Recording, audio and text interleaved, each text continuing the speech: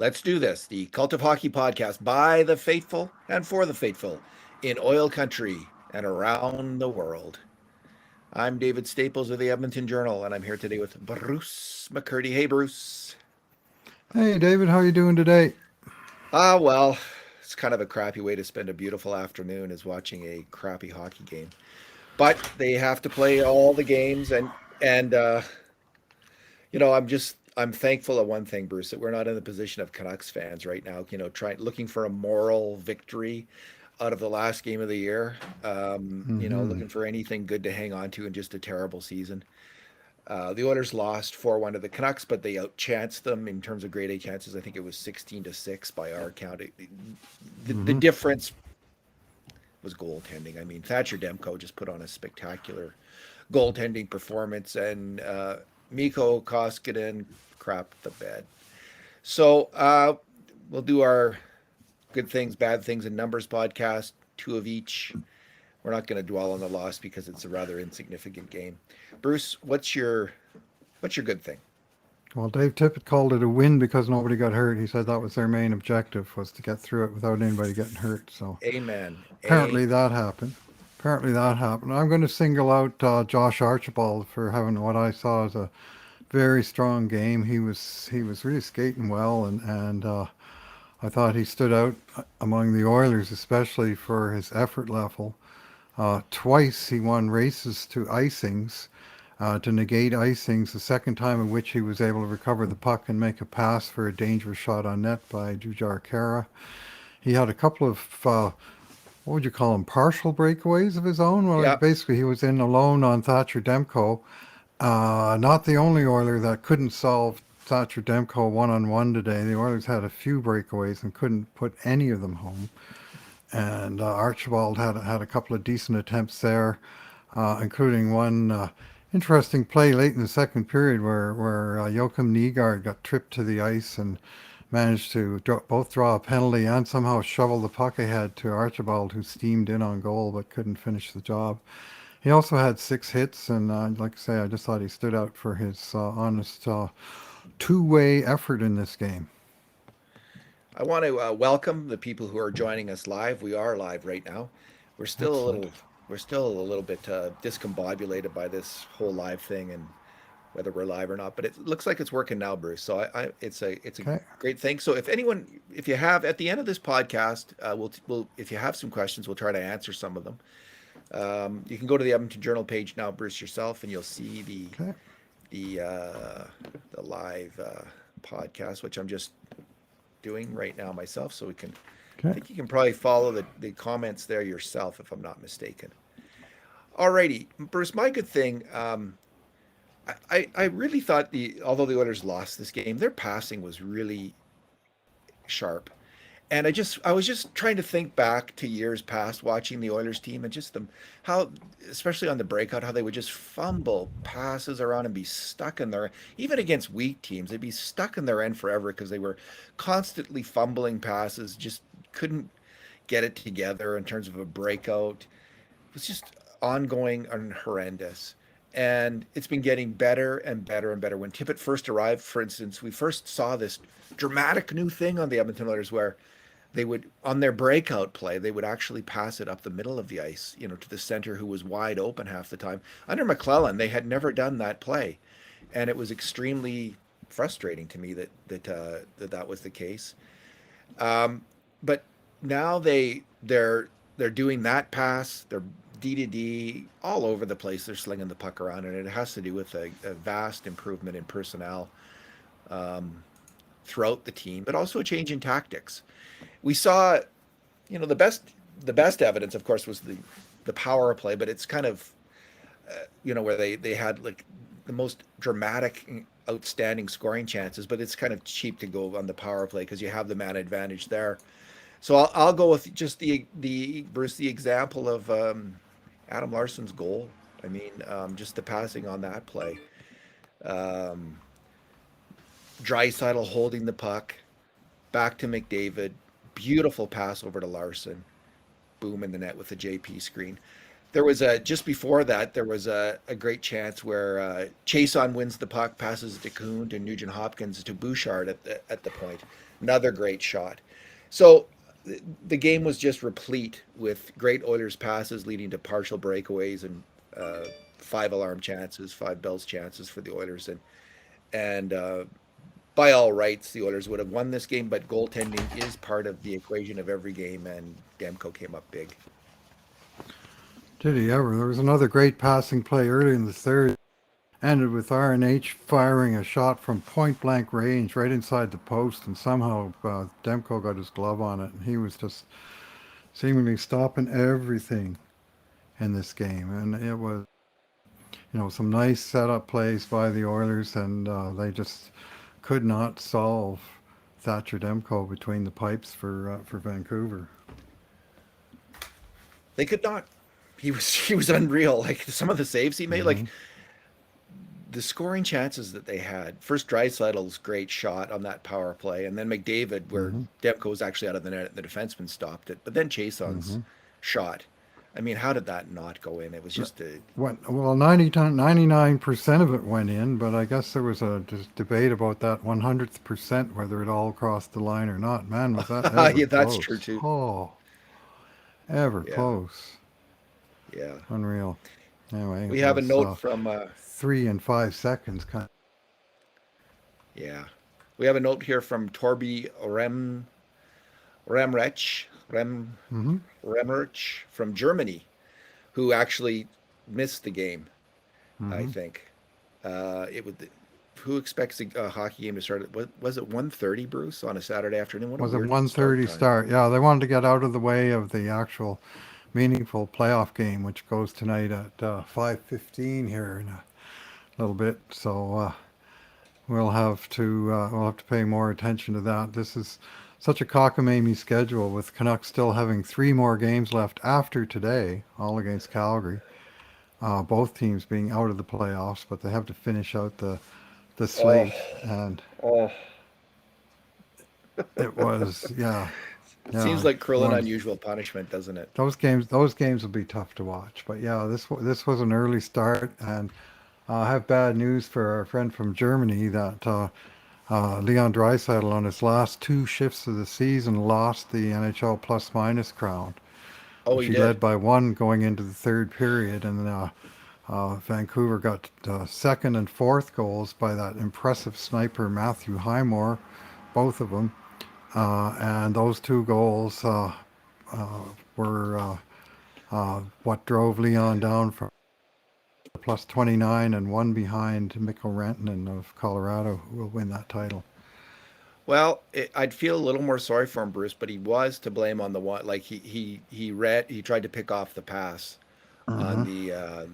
the 3-on-2 goal, Highmore's the 3-on-2 Mm-hmm. goal where they break in and tried to pick off the pass. So he's partly responsible for that 3-on-2 break. And anyway, he's had a fantastic season. So what's your Bruce? I just want to read a couple of comments here because it's going to lead into your bad thing. From Randy Scott, I'm already having nightmares of Koskinen starting a playoff game, and I haven't even slept yet. And from Mm-hmm. Adam Lamouche, can you guys elaborate on Mikko? How does a 6'7" goalie get beat so easy sometimes? Bruce, what is your bad thing? My bad thing is Mikko Koskinen in the third period. I actually thought he was pretty good for the first 40 Yeah. minutes. Very good to come out at the start of the game. He was sharp early. He got beat on a shorthanded 2-on-1 where Tyson Barrie demonstrated the Matador defense to almost perfection or imperfection. But in the third period, with the score 1-1, uh, he just didn't have any answers. I mean, Highmore, the goal that you talked about on the 3-on-2, was a shot uh, from an angle um, above the face-off dot, and it beat him high glove side. And I mean, this wasn't Alexander Ovechkin firing the puck, right? It wasn't Leon Draisaitl. It was Matthew Highmore, who had, I think, 1 goal all season before that moment. Correct. Now he has 3 because he got 2 in the third period, and both of them were of type horrendous on the netminder to me. The one that's beat Koskinen, it didn't even like pick the top corner. It was a little bit inside the post, but it was a foot below the top corner. I mean, you got to catch that. I mean, you just got to. And then the fourth goal was a backhander from the slot and it went through Tyson Barrie, and it did take a bit of a funky bounce, like it was a low shot and hit the ice, and it bounced up just high enough to catch the top of Koskinen's pad. And then somehow he wasn't able to find it as it dribbled over the goal line. I mean, you need your goalie to clean up that, have those saves, especially when the other team's goalie is on fire. You gotta make some stops in response to that. And for all that he faced 41 shots today, so he had a save percentage slightly over 900 in this game. The difference in this game was definitely goaltending. I think we had the grade A chances at 16-7 for Edmonton, and the Oilers couldn't convert their chances, and the Canucks converted some of their grade A chances and some of their grade B chances, and it's 16 to it's 6 in unfortunate. the end. Unfortunately, the guy that they needed to show something tonight going into the playoffs. I mean, if he did anything in this game to earn the trust of the coach in the first two periods, he basically lost that in the third period with his poor performance. And Matthew Highmore, who scored 3 goals for Chicago in the playoffs last year, has his number, and it's hard to believe. Like the guy is a lightweight, seems to be able to put the puck past big Mikko Koskinen, and frustrating. Those were the two that cost Leon the plus minus championship, so I'm pretty sour about it just for that reason. Not that it matters to most people, but I'm one who's always put stock in leading the league in as many categories as possible. Might have cost him some bonus money. I don't know if he would get bonus for that or not. No Uh, bonuses at this stage of Leon's contract. Those are early or late career stuff okay, bonuses. gotcha. All right, Bruce. My bad thing is the Oilers have two really fine offensive defensemen in Tyson Barrie and Evan Bouchard, Hmm. but their defense can sometimes be a little bit shaky. We saw it on the power play goal against the shorthanded goal for Vancouver, where uh, Tyson Barrie might have had played that one a little bit better, letting in the pass over. Yeah, you weren't that impressed by that one. And No. then and Bouchard him also. So in the on the second Vancouver goal, um, it's a 3-on-2, and he kind of allows the pass over to Highmore. It's not a major mistake, but if he had been a little higher up, a little less gap, I think he might have been able to pick off that pass maybe. And then on the third goal, he makes a turnover. He kind of flips the puck in the air. I think he's trying to flip it higher, doesn't get out, and Vancouver, he gets it to Kara. Kara doesn't make a play, and Nurse is out of position, and there's actually quite a dangerous chance um, at that point on Koskinen. That Yeah, was a tough they one. bang, that one wasn't on Koskinen. That was That three was not. sloppy defensive plays by the three guys you just named. I don't know where Nurse was going there. I mean, Really, it's when they're getting the Darnell puck Nurse out of who's the the zone, the last defenseman has to stay in front of the net as opposed to coasting wherever out of the zone. And yeah. his man wound up alone in front, banging it in the top corner. Mainly on Nurse, and then the last goal again, Koskinen, because it's kind of a slow backhand shot from Hmm. the top of the kill zone. No, it's a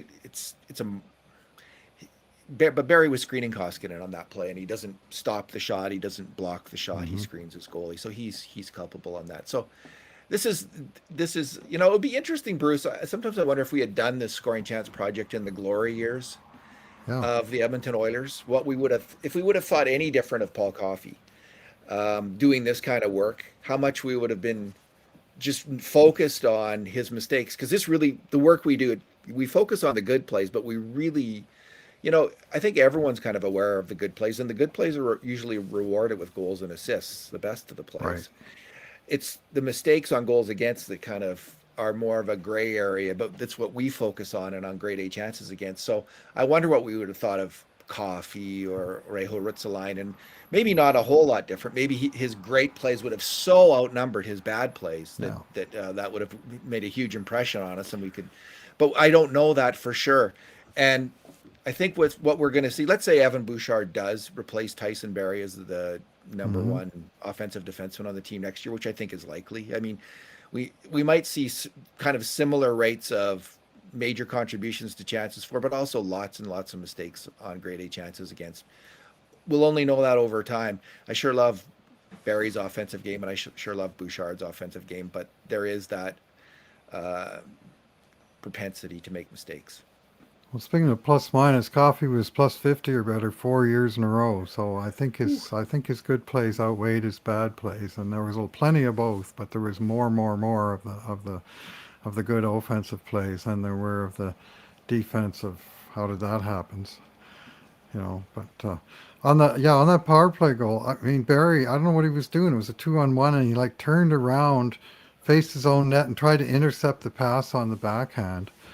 And to me, the play all day long was to just leave his feet and slide towards the guy with the puck, so that he didn't have a pass, and he just, it just seemed like a sort of an automatic play, and he just didn't make it, and he couldn't pick off the pass either. And if he had, he may well have tipped it in his own net the way he was trying to play it. So I just didn't understand that, other than that's Tyson Barrie, and sometimes what you get is not what you want. What's your number? Yeah, I'm going to go with a fancy number today, which is 57.38%. I'll give you a few more decimal points if you really wanted.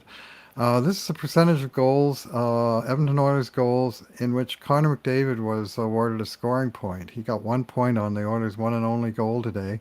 So he moved the needle slightly from 57.14 to 57.38%, which doesn't sound like much.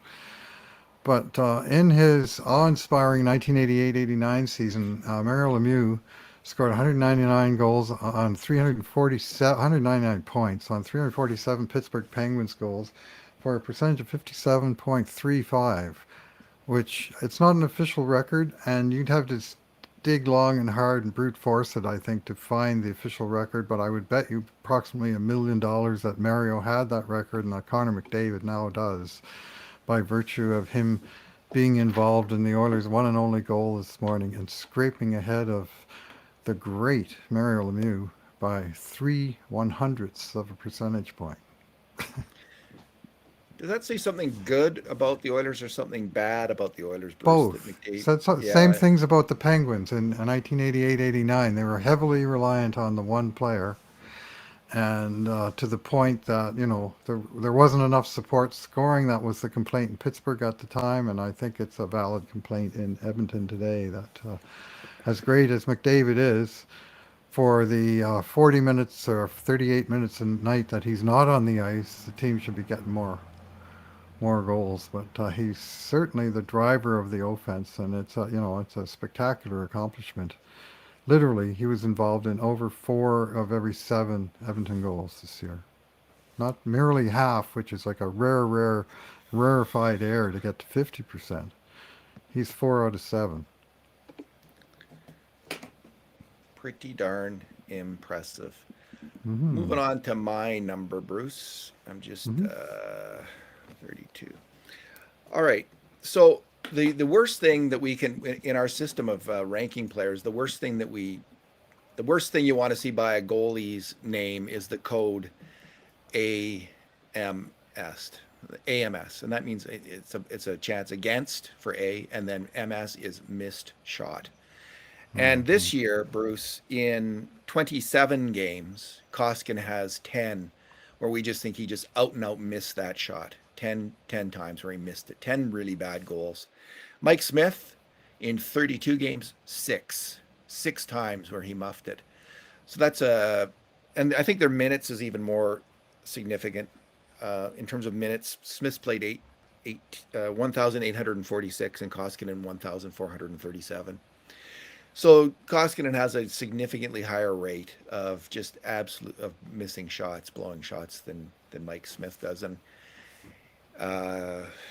it could come to haunt the Oilers obviously in the playoffs. Do you have any, people, he played a lot better last year, Bruce. His save percentage was 916, 917 last year.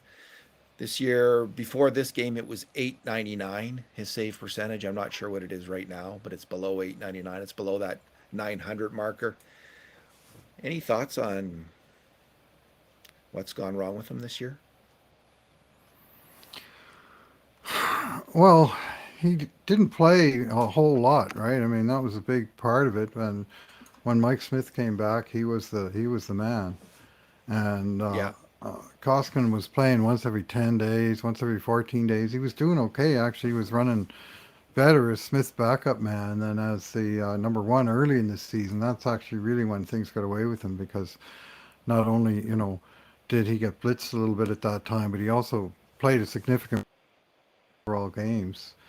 And then, of course, we had this last home game against Vancouver before this one where he gave in 4 goals on 4 shots. If you want to find out why he's below 900, I suspect you take that game away, and that save percentage is going to be a lot better.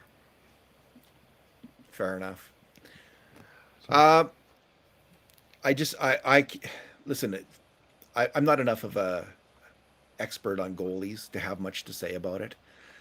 I mean, just seems like, what is it? He just seems not. He seems sharp. Much of the game. This game, he seems sharp much of the game, and then he just lets in a stinker or two.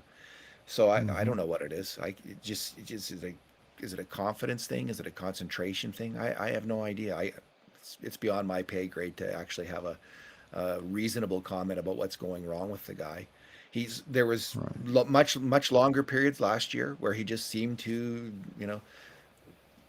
be stopping everything, looking confident at like he did for the first 2 periods tonight, where he looked sharp, playing well, looking like a good NHL goalie, and then boom, uh, hmm some stinker goals. So sorry if you're looking for more astute goalie analysis, I suggest that you turn to Kevin Woodley. Just someone who Right. knows the position inside out. And I haven't listened to what he's had to say about Koskinen this year, but have you? Do you anything come to mind on what he has said? I haven't Um, caught it. I've heard him talk more about Smith than Koskinen because, of course, Smith's been seeing the majority of the action. Yeah, Um, but he did say early in the season when Koskinen was struggling, he said he was the kind of goalie he said that needed a lot of time with the goalie coach working on his technical game, and it's hard to get that extra time when you're starting game after game. You need that, practice where you can stay out extra after and so on because you're not going out there uh, and that I think his commentary was that Koskinen had improved once he got that time, and I mean that was apparent in the numbers and the just what you could see that he was stronger. But this lasted a while. I mean, he played 3 of the last 5 games, and he got torched for 4, 3, and 4 goals against, with the first 4 coming in half a period. So that put paid to what had been a half decent sort of in-season comeback by the guy. And here's a question from Adarath Srikanth. Do you start Cuckoo or Jones in the playoffs? I guess I'll weigh in with that and say sure. it's tempting to start Cuckoo. Honestly, he's played better than Jones when he's been in the lineup this year. If they think Cuckoo is ready to go, I'd be tempted to go with him. Honestly, Jones has struggled this year defensively, so I wouldn't be surprised to see Cuckoo in. Your thought, Bruce? Uh, Cuckoo, he looked pretty good today for a guy, like he clearly was chomping at the bit, and he came out early, and he was sort of really, really pumped for this game. Over the course of the season, his underlying numbers, his fancy stats, were not particularly good. Like he was way down in the 40% range for shot attempts when he was on the ice, and he probably looked better by eye than the numbers supported him. and Jones kind of the other way around. That uh, he puts up decent underlying numbers, and he makes these clangers of mistakes, and that's what Dave Tippett's going to have to weigh: is which guy does he think is more reliable? I'd say clearly Jones is a better puck mover, and he's way more in shape. I mean, Cuckoo's played one game in what is it, close to 3 months, 2.5 months since he got Yeah, hurt. So uh, he's got a tough decision to make there. My choice, I think, would be Jones. It sounds like Russell. I mean, Russell would probably be the coach's first choice, but it sounds like from what they said today, he will not be ready for the start of the playoffs, thanks to that hit he took from Matthew Tkachuk there near the end of that last Calgary game. yeah, um, yeah. I would say it's not like by video review of key plays. I'd say Cuckoo's been better than Jones. Jones has just struggled. He leaks grade A chances against. Cuckoo hasn't. But Hmm. it's in a smaller sample size. But I saw enough to be impressed by him earlier this year. I was pleasantly Yeah. surprised by his play. In terms of his on ice numbers, I mean they were up last year. They're down. I just find them they're kind of random for defensemen personally. So I just he doesn't he on the Oilers. What I saw as a defenseman who generally doesn't make a lot of mistakes in his own end. So I'd be inclined to go with Slater Cuckoo if he seemed healthy enough. He's been practicing skating for a month, I think he said. So he looks Right. good to go. If they start Jones, though, I think that's fine too. I don't have a strong opinion on that. Let me just go to a few more questions here, Bruce, if I can find one. All right. Do you think we should have given Stalock 2 or 3 games? Or someone suggests we should give Stalock. We should have given Stalock 2 or 3 games. What do you say about that? In theory, some game action. I mean, I think I know where Tippett was coming from. Because Koskinen hadn't played much for long stretches of the season, he wanted to give him a few games near the end to get him sharp, ideally. And he still wanted to keep Smith sharp, so he just went to sort of an every other game thing down the stretch. And to introduce Stalock, I mean, if we get to the point in the playoffs where we need our number three goalie, chances are the playoffs are nearing their end. Because that means something has gone wrong with your numbers one and two goalies. Very And wrong. so, yeah, Yeah. I think he's Stalock's. He's under contract for another year at a reasonable price, and I think he's part of the picture for 21-22 season. But it's very unlikely we'll see him in any playoff action. So, whereas it's Yeah. somewhat possible we'll see Koskinen. Mark Raymond asked, "Do you think the Oilers buy out Mikko Koskinen in the offseason?" And I would just say I think it comes down to the playoffs. If he gets ice time and he plays well in the playoffs, I think it's kind of depends. Do they need money? Are they Right. to sign some particular player? Then it's a possibility. But I just think my inclination would be to keep him as your backup goalie. Um, I know that you might want to I see them bringing back Smith probably. So then that's kind of tough because then who's your starting goalie the season after if you have a similar season where Koskinen doesn't do well, and maybe you want um, the Oilers to train Smith, help train someone else to be their starting goalie, and that would mean having a different backup than Koskinen next year. But my inclination at this point would be not to buy him out, just because that just buyouts hammer your team. They hammer your salary cap situation in years to come. And Hmm. if Koskinen's going to be your backup goalie, yeah, he's not if it's like this year, that would be kind of a so-so thing, but not a terrible thing. Any thoughts, Bruce? Yeah. Well. Yeah. If you buy him out, you save $3 million next year against the cap, but then you have a 1.5 million cap penalty 2 years from now. And ideally, you find some other kind of solution, like even if you retain some, That's better. uh, they get rid of it in 1 year as opposed to having the second year of cap penalty for the buyout to have to deal with. So I don't know. I mean, I don't hate the guy. Like I'm probably coming across pretty sour this afternoon because I frankly am pretty sour this afternoon. But uh, He's played quite a bit of good goal for Edmonton. Just for the price that Peter Chiarelli paid for the guy, 3-year deal, $4.5 million, 30 years old with under 30 games of NHL experience at the time he signed it. That's a tall bar to live up to, even for the 3 meter man. And uh, you know, the contract versus the goalie, like he's an okay 1A to two number two goalie, but that shouldn't be $4.5 million. So you got to figure out how to get around that, and one way to get around it is simply one more year of it and then move on. Nate Hay 77 asks, "What are your thoughts on Kulikov's play with the puck? Looks good defensively, but moving the puck seems to be a struggle." I think we've all noticed some. It's funny because he's one of these guys who moves the puck generally well and seems to be okay with the puck. He and Larson seem to be forming a fairly solid defensive combo, very solid defensive combo. But he does have these kind of moments where he makes a big glitch. I don't mind his play.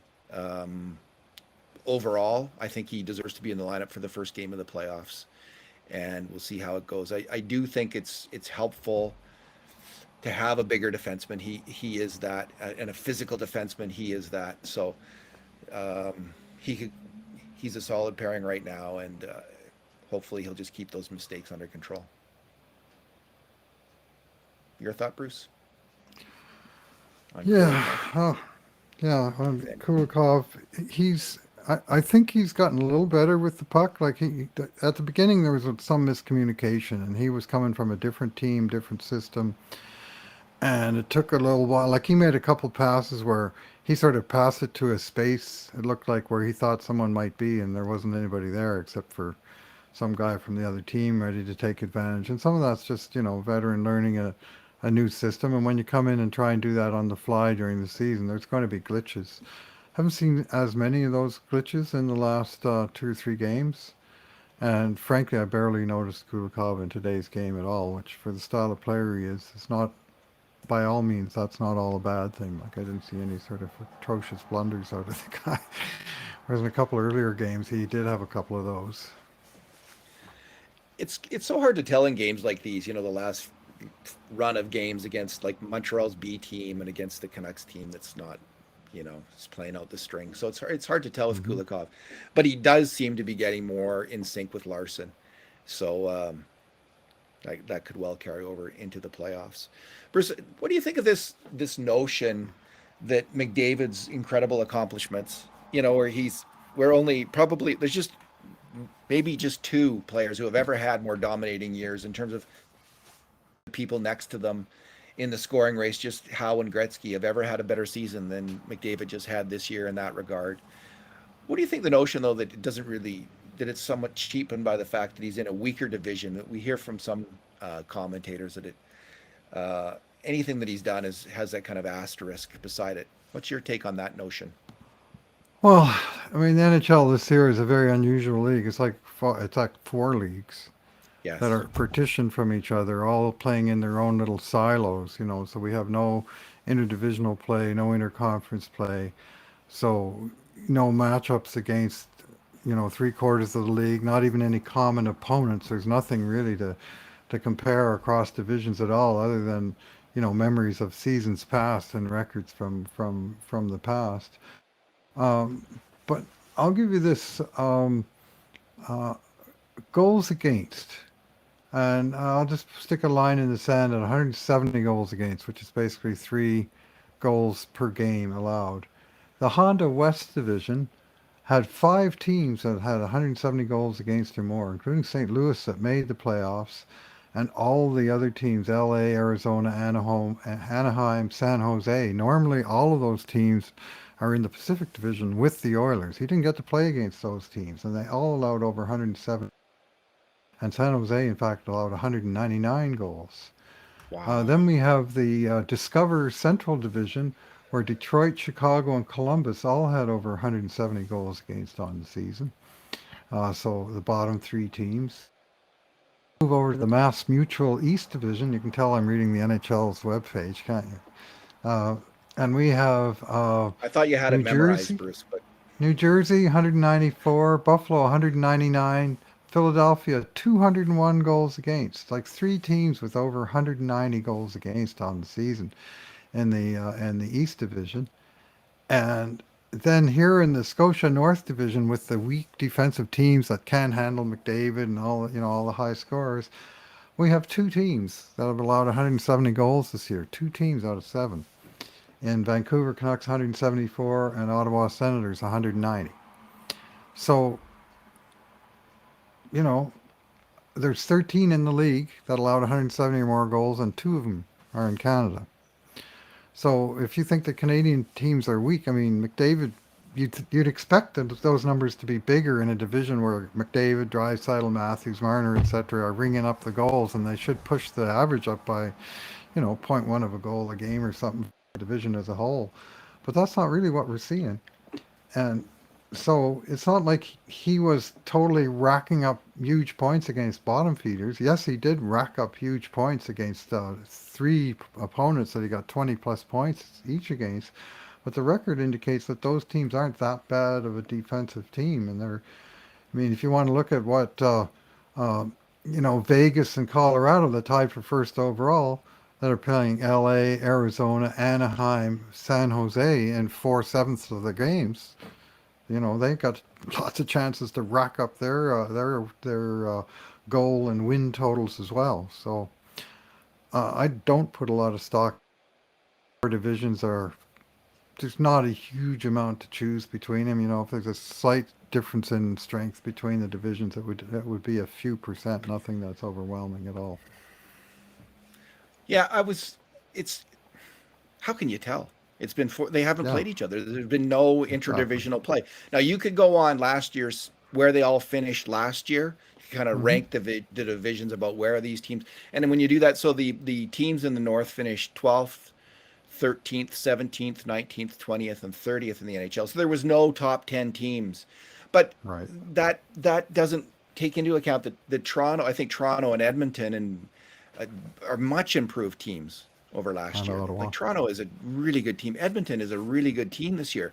So where they have finished this year, it's just hard to say. And those teams were all there's a solid group just bunched in the middle. I mean, there was every team in this division was deemed to be a playoff contender at the start of the year, except for the Ottawa Senators. And Vancouver might have hung in there in the playoff race, if not for some big injuries.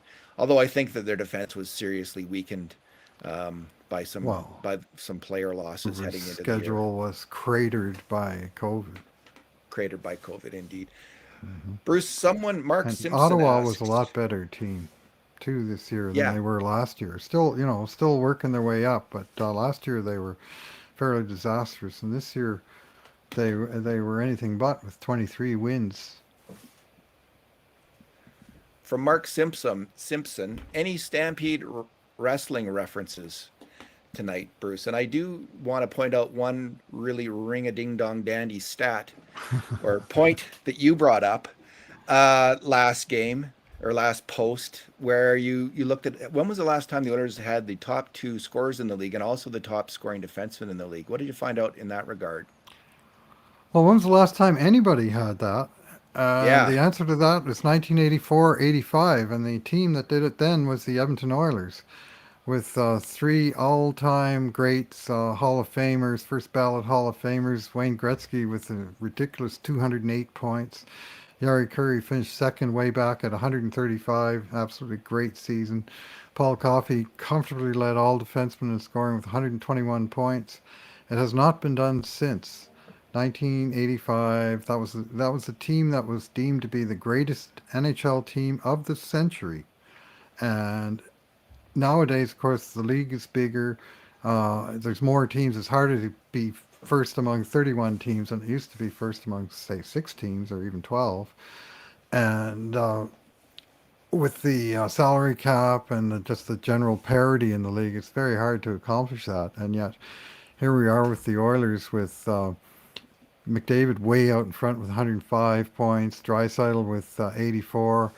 The group of defensemen, it was very, very tight. The top 10 all finished between 48 and 41 points. But there's Tyson Barrie, the top guy of the group, at 48. So he's number one on the Oilers. And the other thing that happened is that this year's Oilers, for the second year in a row, had the top two scorers in the league. And the last NHL team to accomplish that was also the Edmonton Oilers of 83 to 84, and then again 84 85, that did it 2 years in a row. Gretzky Coffey 1 year, Gretzky Curry the next. Whereas this year, of course, or this current era, it was Draisaitl McDavid last year, and McDavid Draisaitl this, so the same two guys both times. But uh, that's kind of rarefied air. And the shocking thing about it was I found 12 teams dating back to the end of World War II, which was as far back as, the names of some of the players playing right after World War II were still hanging on as I started watching hockey in the early 60s. Uh, 12 teams did 8 before the expansion, so the 6-team era was much more conducive to, one high-powered line and power play, one great defenseman. And so 3 different teams, Detroit Red Wings, Montreal Canadiens, Chicago Blackhawks, did it 8 times in the 50s and 60s. In the 70s, Boston Bruins did it a couple times in the expansion era. And since the merger in 1979, it's only happened twice in the NHL. Both times it was Edmonton Oilers, but at this giant gap of 36 years between the two times that they got it done. So I don't know. It's a trivial stat in one sense, but in another sense, I mean, top 2 scorers in the league, top defenseman in the league. You got a lot going on there. And what all of those teams had in common was they all had great power plays, with all 3 guys being a big part of it. What all the teams but this one had in common was every single one of the other 11 led the NHL in goals the year that they had these top scorers and D-man. The Oilers of 2021 finished 7th in the league in goals, which goes back to our earlier point about how much of the offense McDavid was involved in. The Oilers were not specifically a very high-powered offensive team at all, except when McDavid, Draisaitl, Barrie were on the ice. Barrie has taken some heat for having an inflated point total because of second assists, and Mm-hmm. I think that's I think it's actually a fair comment to point that out. Yep, of course I it don't think is. people who are pointing that out are saying something offensive, or they're just saying, hey, just keep in mind that this is a defenseman who, sometimes he's not at like the very heart of the goal that's being scored. So I think that's a fair comment, and I don't want to. I think people are right to point that out because if you're just excited about points, then you might want to lavish a big contract on this player, like some people might be in that camp. So it's something to think about. But so I looked today, Bruce, at the players who have scored at least 30 points this year in the NHL, and the percentage of their points that comes on second assists. So Tyson Barrie has 48 points, and 27 have come on second assist. That's Oh, 56%. that is a high That's the number. Yeah, highest. That is the yeah, I highest believe it. percentage in the NHL this year. But Bruce, there's the top 15 of the top 15 players, who've got a lot of high percentage of their assists on second assists. 13 of them are defensemen. So Barry's at 56%. Morgan Riley's at 54%. Nick Leddy, 52%. Torrey Krug, 50%. Adam Fox, 49%. So Adam Fox is one of the people that's constantly mentioned for the Norris Trophy. He's at 49%. Just, not that different than Tyson Barrie. Mackenzie Weegar, 47%. Shea Theodore, 45%. So these are all players in the top 10 within defensemen in the striking distance of Tyson Barrie. But Tyson Barrie has had a high percentage. And Yep. the one really great defenseman who's mentioned for the Norris Trophy, who isn't in that high percentage, is Victor Hedman. Just 14 of his 45 points, 31%, Hmm. are second assists. So he's at the very heart, either scoring the goal or the first assist of a much higher percentage of his points than these other guys. And I think that's something in his favor when you look at the Norris Trophy voting. Comparison is, this isn't a defenseman. Connor McDavid, 100 and this is before tonight. I'll include Mm-hmm. it. He's at 21%. Just 22 of his 105 points, I'm adding in tonight, 22 of his 105 points were second assists. So You can see someone who's just, we know Connor McDavid is just right in the middle of almost every scoring chance. He doesn't get that many cheapy assists as a percentage of his total. And so something to keep in mind. But I don't think, I don't know if people in Toronto are constantly pointing out how many second assists that Morgan Riley has, or if that's just an Edmonton thing. But maybe Morgan Riley's Probably. maybe they do. Morgan Riley's on a long-term contract, so I can see why people bring it up in terms of like worrying about the contract and Hmm. having that concern. It's a Yeah, valid one. the next contract is, it's very much a negotiating point. For what he did on this contract, I mean, he was brought in here to help boost the offensive production of the Oilers and to get the puck onto the sticks of McDavid and Draisaitl, and he did that a lot. And I bet you'll find most of those second assists, the first assist was either McDavid or Draisaitl because Barrie got them the puck and they made the play that resulted in the goal. Deserve the lion's share of the credit, and him less so, but he did get them the puck, and he got them the puck in place to do something. And they both had big offensive years, and Tyson Barrie had something to do with those big offensive years. Maintain. Edmonton had the top power play again this year, Bruce, Yep. 27.6% clearance rate, which is freaking outstanding. Tyson Barrie Hmm. was a big part of that. He is a spectacular offensive defenseman, and we'll see how he does in the playoffs because I don't think the decision has yet been made completely by the Oilers on what they're going to do with this player, whether they will, and it shouldn't be. It shouldn't be made until the playoffs. Right now, some people might say, well, that's putting too much weight in the playoffs, but the playoffs can last 20. How many games? You could have 7 times 28 games in the playoffs. Anywhere If from 4 to 28 games. indeed, so if it's 28 games and he plays like a killer in all of them, it'd be Uh, pretty hard not to bring back Tyson Barrie at that point. So we'll well, see his what. price would be going through the roof too. But I mean, he Oh my God, it himself wouldn't it? was interviewed a couple of months ago after a game, and they asked him about, and he was playing well at that time and putting up the points. And they asked him about the contract, and he says, "We won't even start talking about that until after the playoffs." He says, "Our goal now is to make the playoffs, and then our goal is to play well in the playoffs, and then after that, we can talk about next year. I'm worried about this year." And so it was, to me, the perfect answer. And I think both he and the team I've never heard any whispers of actual negotiations the way we have with Nuge or Larson.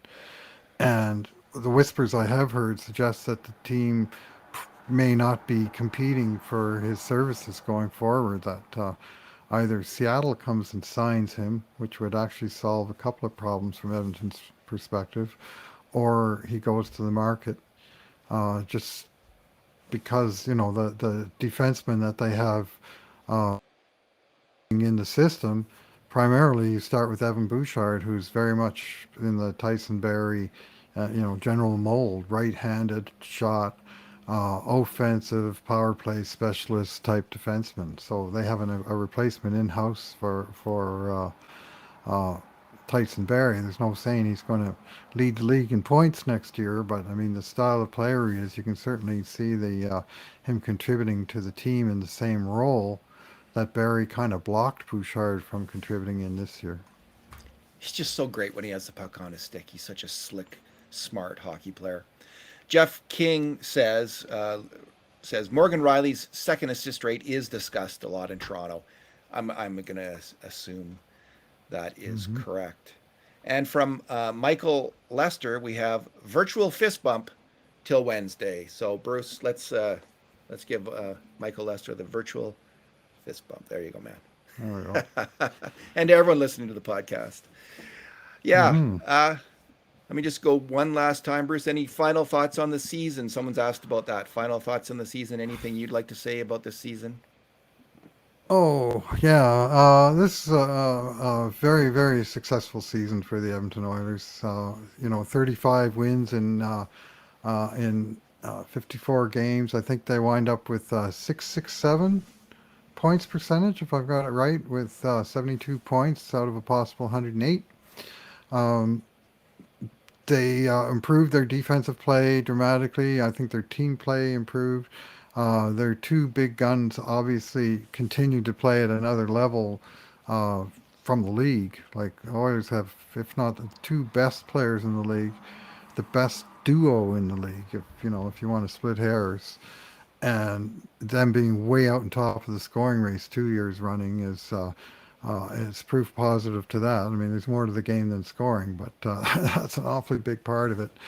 And I think between those things, between Tyson Barrie coming in and doing largely the job he was brought in to do at a reasonable price, between Mike Smith having a knockout comeback season, um, there's just many positives to point at. And this is, David, in the 11 years that I've been with the cult of hockey, this is likely the best or second best. I mean, we can argue about 2016-17 as one other season that we could compare semi-favorably to this one. But I mean, we can all find things we wish were better. We have players that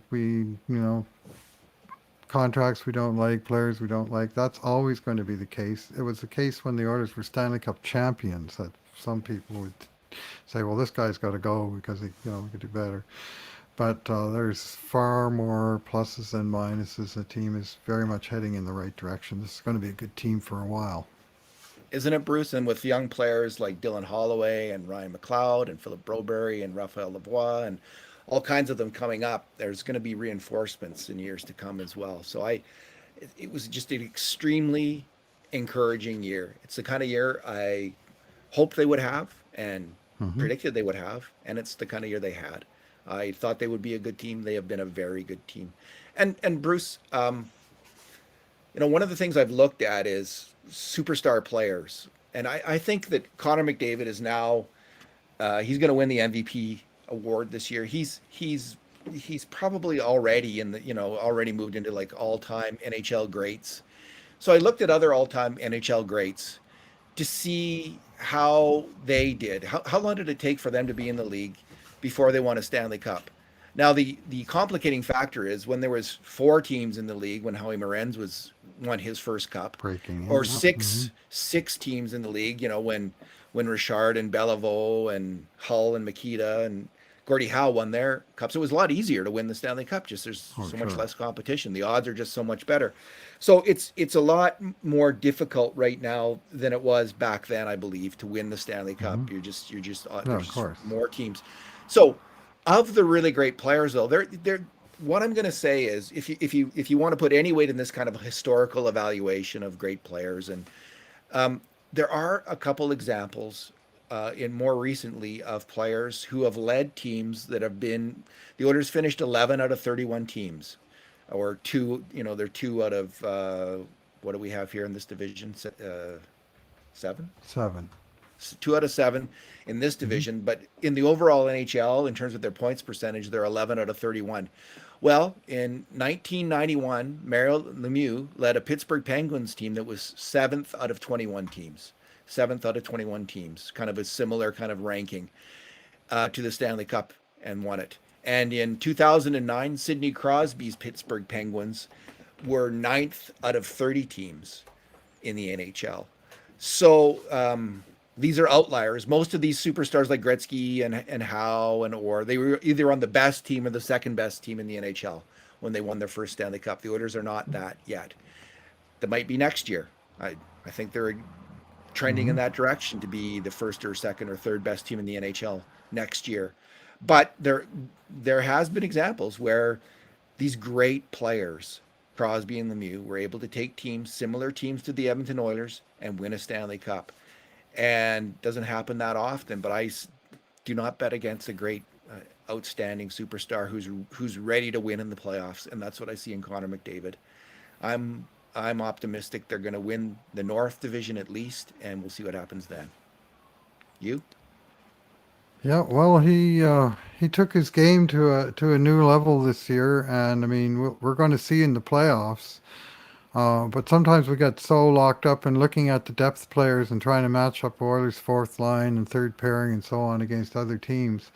But the other teams are looking at the Oilers' top game and they're going, how in the hell are we going to stop those guys? And it's a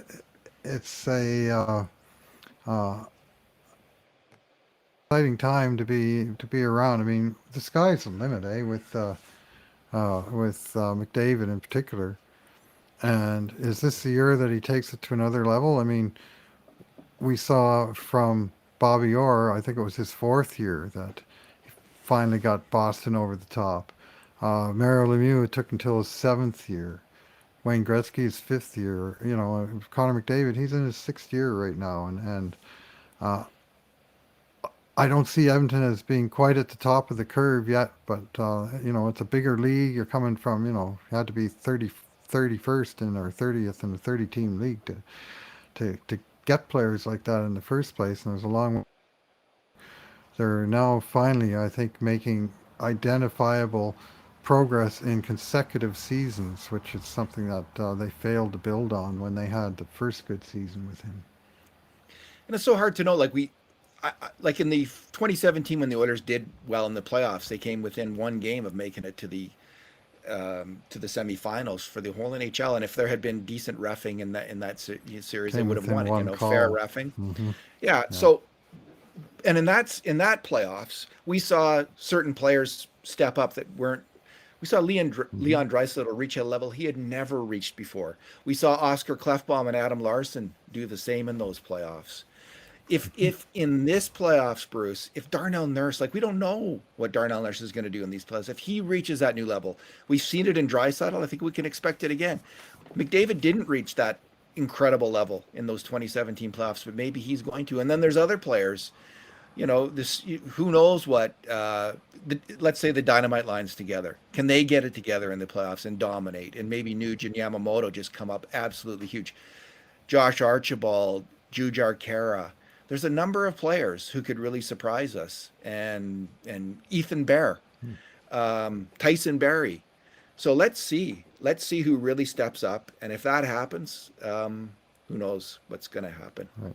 It Well, I'm is not a kind. exciting. I'm I not the agree. kind to make. I'm not a betting man. I'm not the kind to make Me guarantees. But neither. if I was, I would guarantee you that Connor McDavid's going to be better in the 2021 playoffs than he was in 2017. I just think he's a harder man. Those guys that try and get in his grill like Kessler did in 2017, McDavid's got a few new methods for dealing with guys like that, which some of them include physicality on his own side of the puck. And he's a man now. He was a kid then, and he's got the man strength, and he's between his speed and his athleticism and his general build. He can match up against pretty much anyone and hold his own or better. And so Yeah, I expect to see him very much in the leadership role. I like that. There, Sorry someone's about that. agreeing with you, Bruce. They're Hmm. honking their horn. They're so excited about what you just had to say Oh, there. thank you. Uh, I like that expression. It comes from European football. They'll talk about hard men, like the hard men of the Hmm. Premier League, and Yeah. it was often used with Roy Keane. It Hmm. just is absolutely he was like the Mark Messier of the Manchester United midfield. And what was that? Gattuso, the Italian midfielder. So there's these hard men. Well, you know what, Bruce? Three hard Hmm. men of hockey. Connor McDavid, Leon Draisaitl, and Darnell Nurse are leading this team Yes. into the playoffs this year. And they have Hmm. all. Darnell Nurse has been a hard man of hockey for a long time. Well, Connor McDavid and Leon Draisaitl are entering into that category where they are going to be as nasty to the opposition as the opposition are to them, at least. Hmm. And I love that dynamic for these playoffs. It's a new thing, and it's going to transform the Edmonton Oilers, I believe. So I'm not going to predict. I don't make bets either, and I'm not going to guarantee anything. But I think your assertion that McDavid will be better than he was in 2017 is a good bet. Why don't we Should leave be it there, Bruce? exciting to watch. We're going to do another podcast. I think either Sunday night or Monday morning. Okay. Kind of a playoff preview of the Winnipeg Jets Edmonton Oilers series. We're going to dig into some of those numbers ourselves, and we'll talk about that series at that time. So I want to thank everyone who's No. followed the live broadcast, everyone who's been following us through the decade of darkness, and on the same on the same bandwagon. I don't know, was it always a Mhm. bandwagon? It was a pretty empty wagon for a long time, but it's going to be a I don't fun know, David. run I don't think it was through these ever playoffs. empty, right? The No, fans of no, it Edmonton have wasn't. hung in through a lot of crap. I think fans in Edmonton deserve a lot of credit for being as diehard as and as resilient as they and we have proven to be over the years. You know that's the fan base is strong and it remains strong. Sometimes we have our differences among ourselves, but the love of hockey in this part of the world is just overarching. And hats off to Oil Country.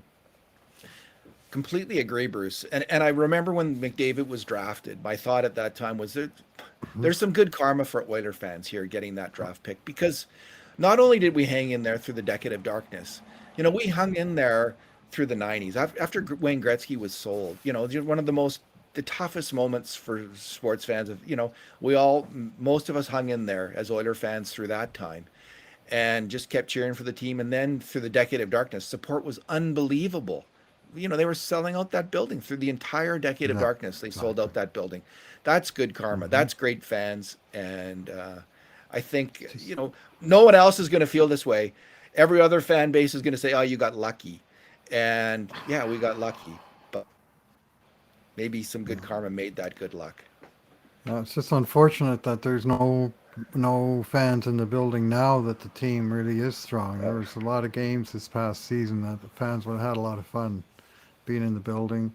Hopefully, we're going to have a lot more games where the fans would have had a lot of fun, and before we know it, we'll be back at the point where they are letting fans back in the building, and can't Someone come put soon out a enough. tweet yesterday. Jeremy Rutherford, he's in St. Louis, Hmm. covers the Blues, Yep, and he was talking about yep, he had a list of how many fans are going to be in the Americans. So some of the right. American they're going to have like 12,000, 9,000, 7,000, like lots of fans, and I just was really jealous of that.